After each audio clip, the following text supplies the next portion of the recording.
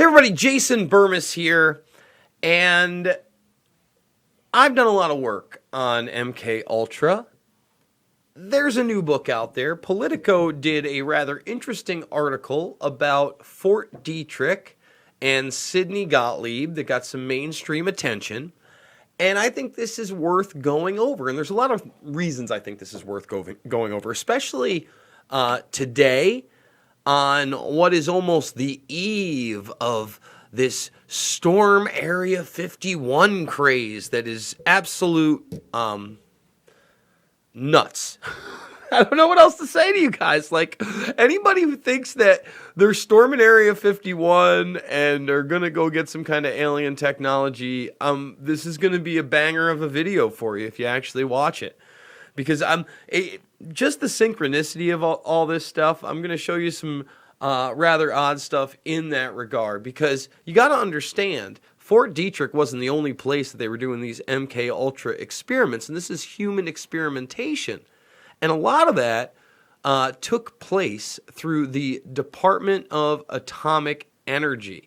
And I believe it's Annie Jacobson that covers that in her book. And in a previous video, which we're going to get to because I think it's kind of funny how I timed it, I actually did this video before the Facebook group went up, I think less than a week before. I had just been reignited in the interest in Area 51 because of the Bob Lazar stuff, et cetera, and I decided I was going to do a video because it's definitely something I've studied for a long time. How does that integrate into MK Ultra, Fort Detrick, Sidney Gottlieb, who's behind me? Well, in a lot of ways, because I want you to realize that what was going on there wasn't just going on at Fort Detrick. It was going on all over the world. In the United States, U.S. hospitals were part of this. Federal prison systems, unknowing houses of prostitution were all being used.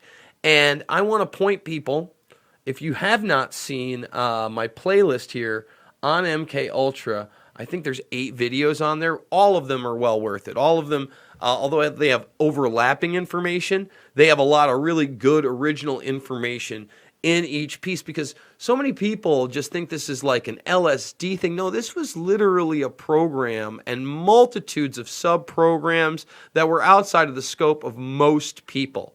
Most people were not need to know. This goes all the way up to DARPA and brain electrodes, et cetera, well beyond what you've been told. And to think that this isn't going on today, you would be absolutely wrong. Remember, Clinton had to get up there and start talking about this human experimentation. And one of the reasons that Area 51 is as secure as it is more than likely one of these black sites where human experimentation, and now well beyond that, cybernetic experimentation exist.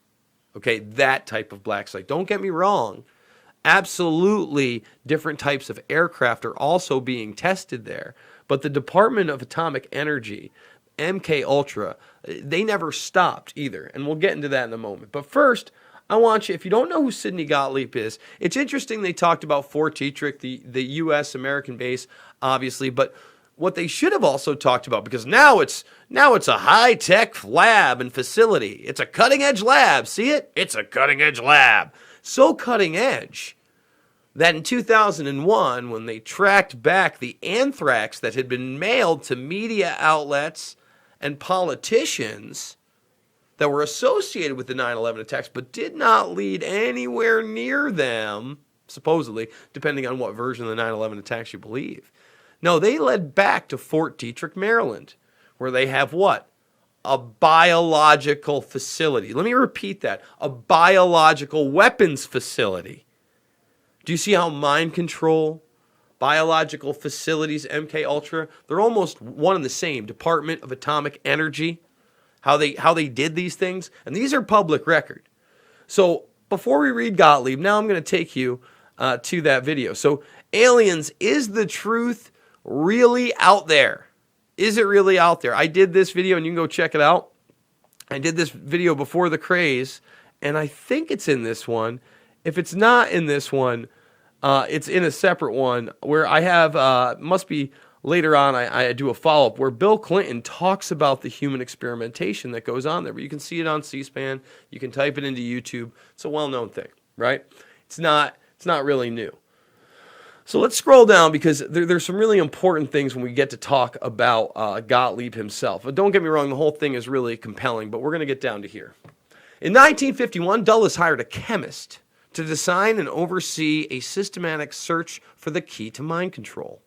The man he chose, Sidney Gottlieb, was not part of a silver spoon aristocracy from which most officers of the early CIA recruitment were, but a 33-year-old Jew from an immigrant family who limped and stuttered. He also meditated, lived in a remote cabin without running water, and rose before dawn to milk his goats. Brendan Smith, thank you for the super chat. Collaborate with high impact, only right and wrong. I mean, let them get at me. I'm all for collaboration.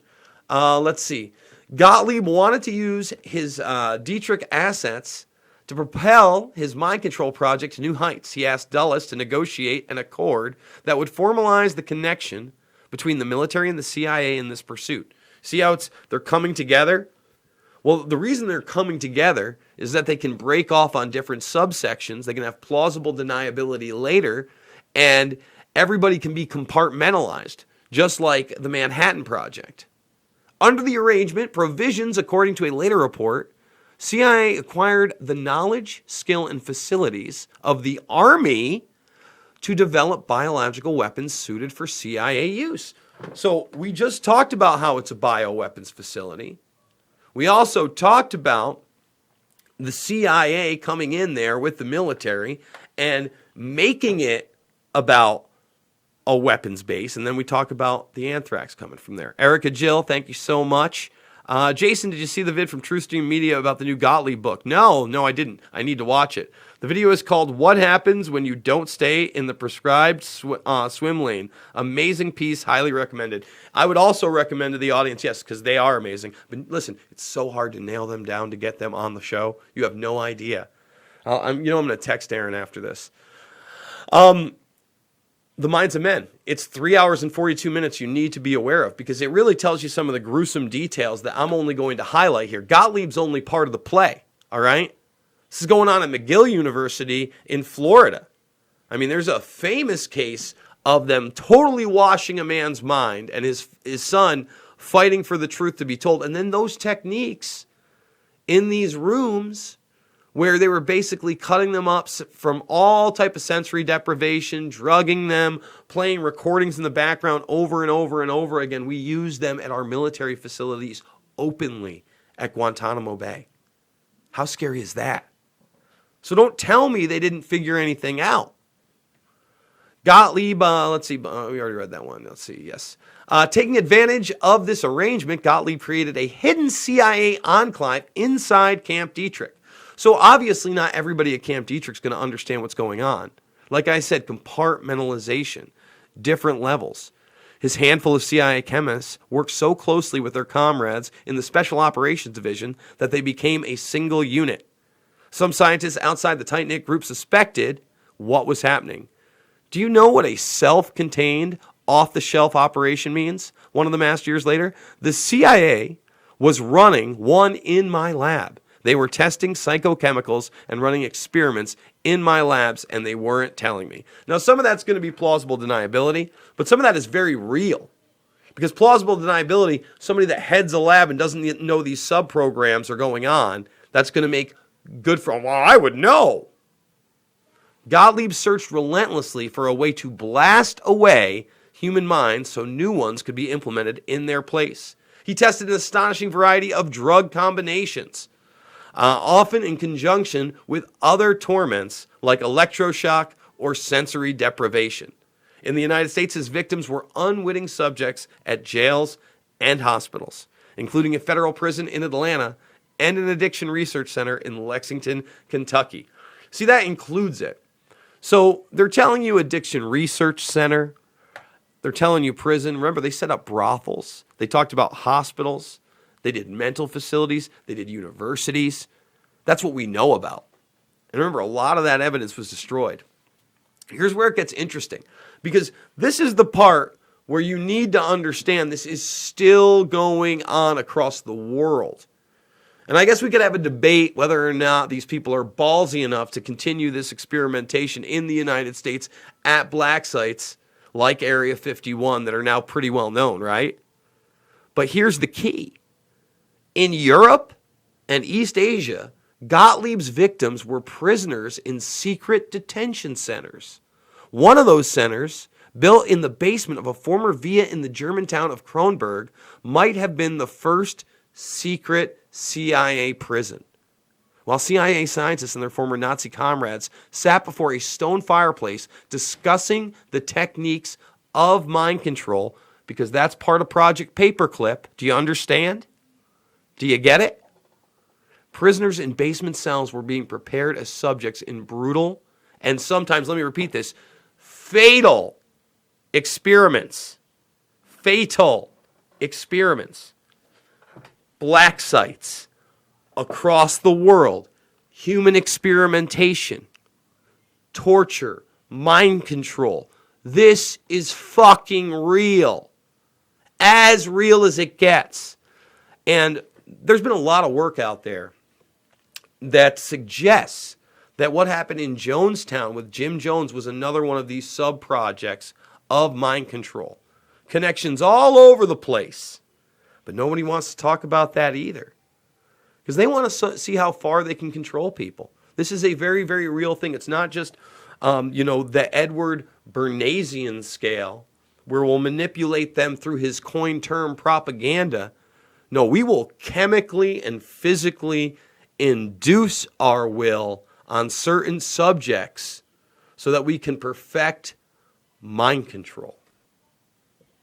Pretty crazy stuff, folks. But I want to point out again, that's more than likely, other than the ships and stuff, the ships, the different propulsion systems, whatever they have there, the black technology at Area 51. I don't know that it's aliens. Go check this video out for sure. I've done a lot of work on the matter. I'm not trying to debate, but we'll see what happens tomorrow. I think a big joke fest. And with that being said, guys, I'm doing 3 to 7 videos a day. Wow, look at all these videos. We got over 500 plus on the channel these days on all sorts of subjects. I try to keep it very real with you guys because it's not about right or left, conservative, liberal. That shit is nonsense. We're about right and wrong, expanding consciousness, thinking about things rationally, and hopefully coming up with some better solutions that are out there. So if you enjoy this stuff, thumbs it up, share it with others, join the Burmist Brigade, hit that subscribe button, ring that bell, and if you can, $5, $10, $15, it means the world to me over at the GoFundMe. It's how I'm keeping this going and bringing you guys stories maybe other people are not. So with that being said, I love you guys, and I will see you all on the flip side.